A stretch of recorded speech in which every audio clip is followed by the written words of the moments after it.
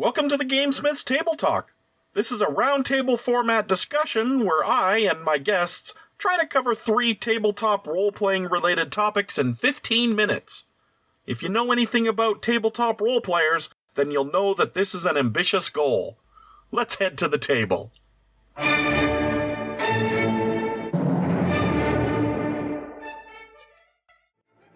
Welcome back to our Table Talk podcast. I'm your host, Clayton the GameSmith, and joining me are...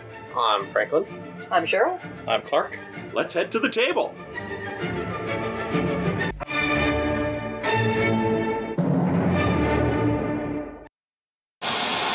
The views and opinions of the panel are their own and do not reflect the views and opinions of any other individual company or organization. This podcast has been known to be opinionated. You have been warned. In this episode of Table Talk, we're going to be talking about adventures that are railroad versus sandbox.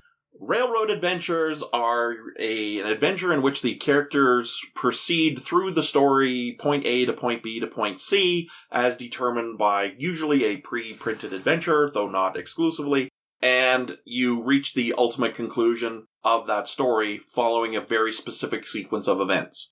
Sandbox, on the other hand, is exactly like a sandbox. There's a whole bunch of toys in there, and it makes absolutely no difference how you play with the toys or in what order in order to have a good time.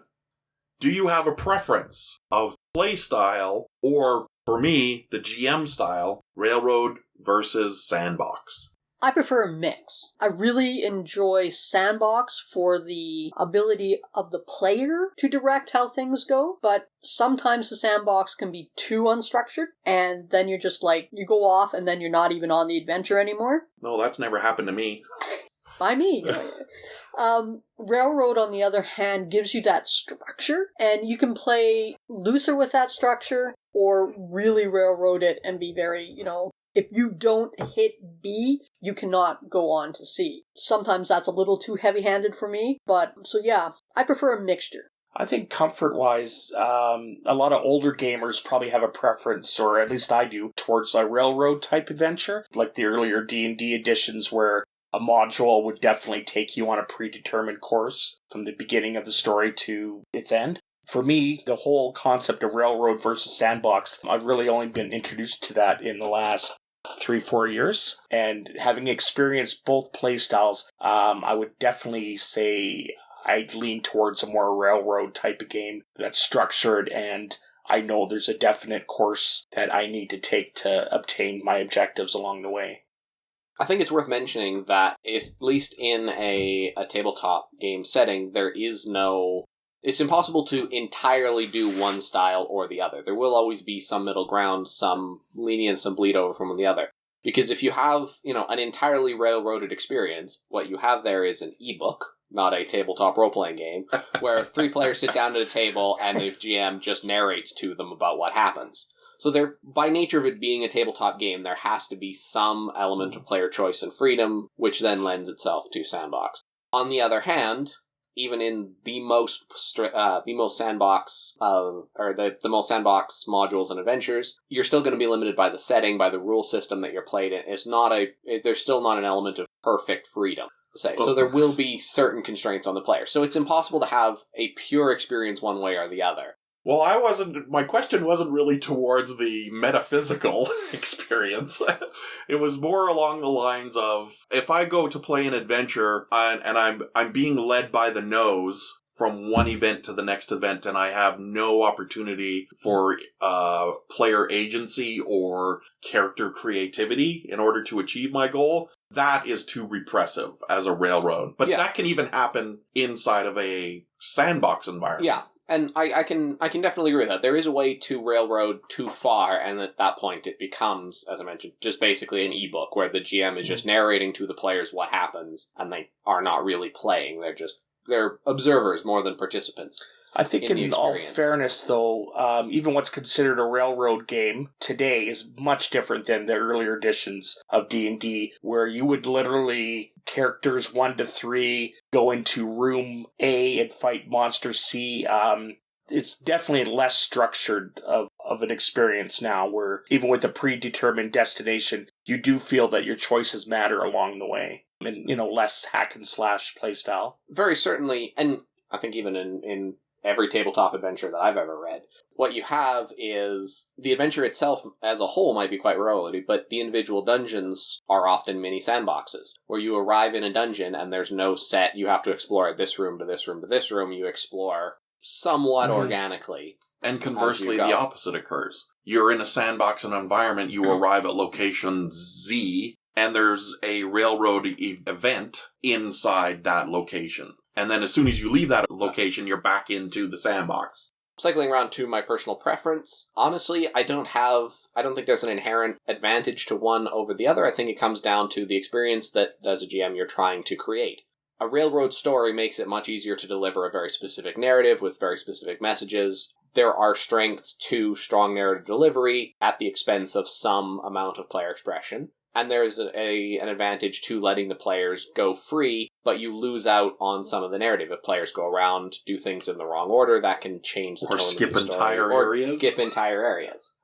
Speaking to my experience with video games, I think anyone who's played, for example, games like Skyrim, any of the survival crafting games like Minecraft, know that it's very, very difficult to deliver a really strong narrative in that kind of game. But that's fine, because that's not what they do. They're about player expression more than narrative. Yes, talking about the video game experience, there was a huge chunk of time, quite a few years ago, where everything was moving towards the sandbox play. Everybody wants sandbox play. And then a couple of titles delivered sandbox play, and the player base went, no. There's a point where it becomes too much freedom, right? Where you don't know what to do with all of the options that you have in front of you. And what you end up with is just kind of a bland experience overall. You're paralyzed by your complete ability to choose everything. Yeah. Yes. As a GM, I prefer, as the same as my player experience, is to mix it. If I have a railroad portion, I will have 3 to 4 different options to get to that same point, so that the players have more agency in what they're doing. So instead of just saying, you have to go to this point, this little room in the bank is the only place you're going to find that bit of information. And if you don't find that bit of information, then nothing happens. You can't continue with this part of the adventure. I prefer to, you can get it from over here, you can get it from over here, and stuff like that. Because there are times when the dice gods just go, nope, you ain't finding that. So I like to open it more. There are times when the players will decide, hey, we're going in sandbox now. Yes. And as a GM, you've got to be a bit more flexible with that, and then find ways to, railroad them back towards the adventure. Derailing a term? Derailing is definitely a term. Yes. Yeah. I'm just thinking of a comment that Clayton mentioned about the feeling of being paralyzed by too many choices or having too many options open to you. And that was definitely the feeling I got in my first few experiences in a sandbox campaign. Is I felt there was no structure holding me in. Yeah, where do I go? What do I do? Yeah. Who do I see? Something I want to mention as well, just jumping a little bit from a GM perspective, sandbox adventures are written how different GMs have run them, how I've run them myself. The illusion of choice is actually a really powerful tool for the GM in a sandbox adventure, where the players need to find an object. Well, where that object is could just conveniently be wherever they decide to go. Yeah. The players feel like they're going wherever they want, but there are ways to railroad them without realizing that they're being railroaded. It's something that I wouldn't necessarily recommend doing for new, more inexperienced GMs, because it is the kind of thing that takes a little bit of deftness, a little bit of a light touch. But it's, something to think about. There are ways to provide your players with their own expression, with their freedom to do things the way they want, but also still guide them towards particular objectives or towards the story that you want to deliver. Now, I've been at tables where when the GM provides some sort of railroad in whatever capacity, then the player himself rebels against it. But there are times when that is needed by the GM to move the story, and being able to trust your GM in those situations is very paramount. I'll talk about one situation where we had started up a DC Heroes campaign. The guy who started GMing us, we really didn't trust. He was very railroady. It was all A, B, C, D. And if you went outside those parameters, he would just give up, or he would punish the characters in some way. So when Clayton took over for a session, my character had run into chasing the bad guys, and they were throwing gas at him. Well, the dice gods being as they were, I was making every saving throw. I think I rolled 15 times. And it was a save every single time. And finally, Clayton just looked over at me and said, I need Serge to be unconscious. And I went, okay. I went unconscious. Because I trusted my GM that my character is not going to be punished for this decision. Well, it's DC Heroes. You got to end up in an obscenely slow death trap while the villain explains what's going on. Yes, but what I'm saying is, because I didn't trust my other GM, I wouldn't have done that for him. There would have been no way. So you can railroad your players, and as long as you're not like a heavy-handed railroader, they'll trust you in that. At least that's what I found. So I'm kind of sensing a central theme here that the difference between the Railroad versus Sandbox isn't the Railroad versus Sandbox, it's the GM.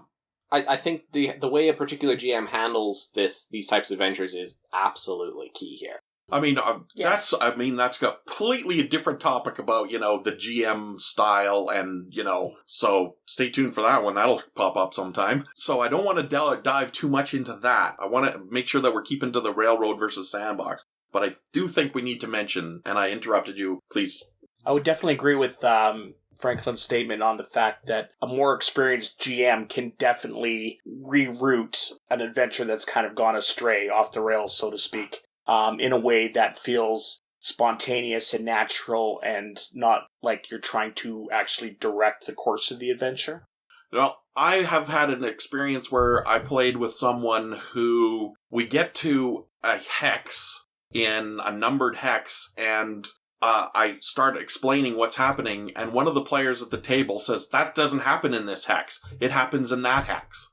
Because I had moved the hex around so that I could move the story in the direction that I wanted to. But the player was so familiar with the adventure that we were playing, he knew that that particular event was not supposed to occur in that hex. This is way back in Greyhawk, by the way. And so he said, that doesn't occur in this hex, that occurs in that hex. Well, and I just had to say, but I've shuffled the hexes around. And he's like, but you can't do that. The world is the world. That's where things happen. And I'm like, but I just did it, because I'm the GM. And so, there's got to be a certain amount of give from the players, too. Absolutely. Also, let's talk about players. Beginning players, I feel, my opinion, this is an opinionated show, is that beginning players are more likely to thrive in more railroad adventures than if, you start off right away and somebody throws you into a sandbox. Clark Very is much so. throwing his head violently forward. Yes, that definitely, I would say as the person at this table with probably the least years of gaming experience, that is definitely my preferred playstyle, is having a destination, having certain points that I need to meet along the way. That's more structured game is definitely more within my comfort zone. Yeah, so definitely, so GMs out there, if you have a brand new table, they're not used to role-playing, I would definitely suggest you start off with a railroad. It doesn't need to be a tight railroad, but a railroad nonetheless, so that they can get a feel for what they can and cannot do, for what is going on in the world, and then you can gradually introduce them more into a sandbox play. Give them a bit of structure, give them a direction to move in towards their goal. And just something I just want to throw out because I came across it randomly. Again, talking about this in the context of video games, but the advice is very much applicable to sandbox games as well. Something that makes a sandbox, especially a sandbox-style adventure, actually deliver on the things that you want it to deliver, is letting the players do the right thing the wrong way. Have a solution in mind for how players are going to surmount an obstacle, but your players will surprise you. They'll come up with creative solutions, and let them get away with it. Because that creates stories that they're going to tell for years to come. Yes, our listeners are going to hear so many stories from us about this happened and that happened. And, I've already recounted a story that, happened in, 1979. So, as we're coming down the pike, as it were, to our last minute on this particular podcast, I just want to remind GMs, when you look at a sandbox environment, don't freak out and go, I'm not going to do this because it looks intimidating because there's so much stuff in it.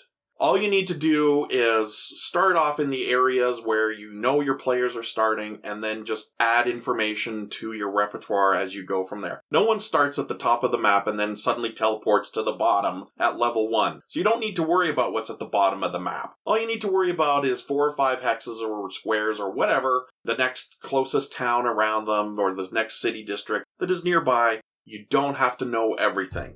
But you have to be prepared for the fact that, just like Franklin was saying, your players are going to go off and do something else. Don't punish them for that. reward them for their creativity, help them enjoy the adventure. That's why you're all there, to have fun. Definitely. I agree. Thanks for listening, everybody. See you at the table.